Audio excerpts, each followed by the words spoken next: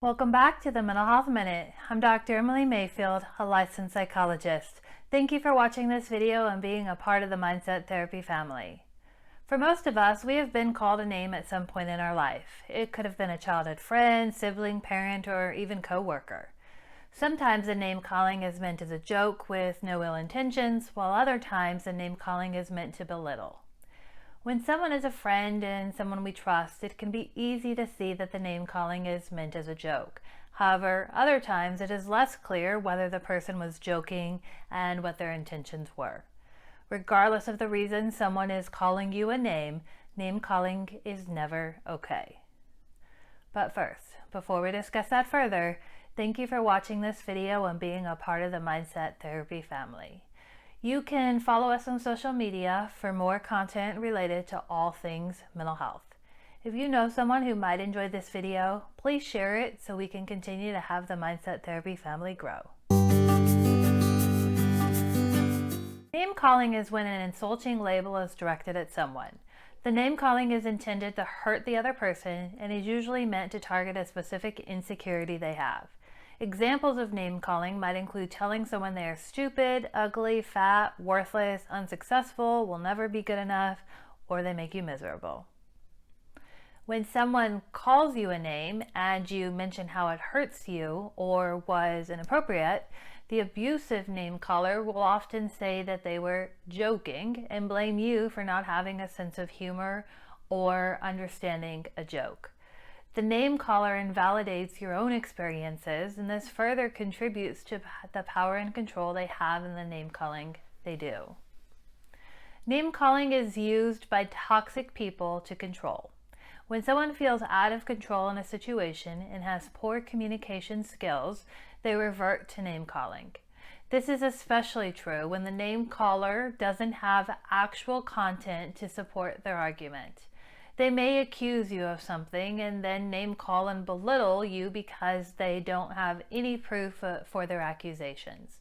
The name calling is done by the name caller to regain control in a situation they feel out of control in. They feel as if the power is adjusted to them and away from the other person when they name call. Name calling allows the name caller to distract from the issue, which is also called deflection. If you and the name caller are arguing about a topic and the name caller calls you a name, you will naturally want to defend yourself. Now the conversation has moved into you defending yourself and the initial issue is lost in the new argument. The name caller has deflected the blame from them and onto you. Now the name caller will discuss how you can't take a joke and get upset with everything they say or do. The name caller will also call you names as a way to put you down. They do this when they don't feel good about themselves. The act of making you feel unhappy with yourself is often enough for them to feel better about themselves.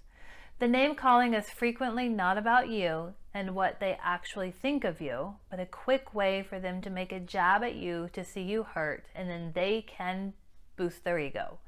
Name calling is used to belittle, making the person feel small and insignificant.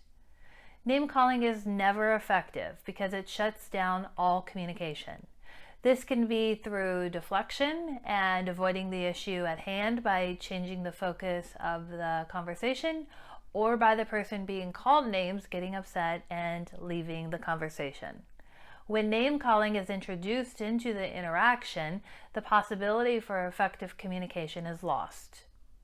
Name calling is emotional abuse and can leave lasting scars on a person's mental health.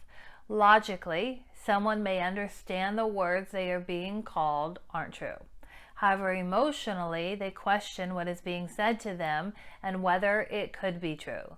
Name calling can impact someone's self-esteem because they start to question whether the statements are true. They may not believe the name they are being called, but start to wonder if it is true since the name caller has brought it up repeatedly. This leads to internal criticism in the person being called names. As you can expect, this questioning of self can lead to mental health issues such as depression and anxiety. Yes, there will be times when someone will call you a name and it is truly meant as playful words. So how do you know the difference between name calling meant to be playful and name calling meant to be abusive? If you have been called a name and you tell the person it was not nice or appropriate, someone who is not abusive will apologize and not call you names again. The abusive name caller will deflect and make the problem about you and how you shouldn't get upset, how you should know it was a joke, and introduce a new insult such as telling you that you are too sensitive. If you had been called a name and tell the person that it is not okay, your response should not be invalidated. If you feel invalidated, then the name caller is likely engaging in abusive behavior, and this is a toxic relationship you need to leave if possible. Under no circumstances should someone be subjected to name calling. At first, it may be easier to stand up for yourself. However, if you continue to be called names, you start to believe it and question whether it could actually be true. You then stop telling the person that they are wrong. You also stop saying it hurts you if the name caller continues because you want to avoid confrontation with the name caller. If someone's words lead to a strong negative emotional response, then their words are wrong.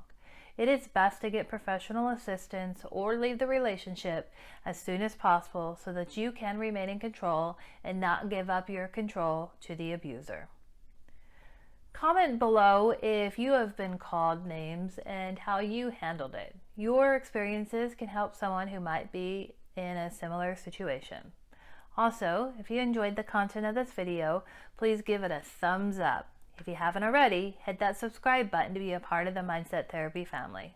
I look forward to seeing you at the next video.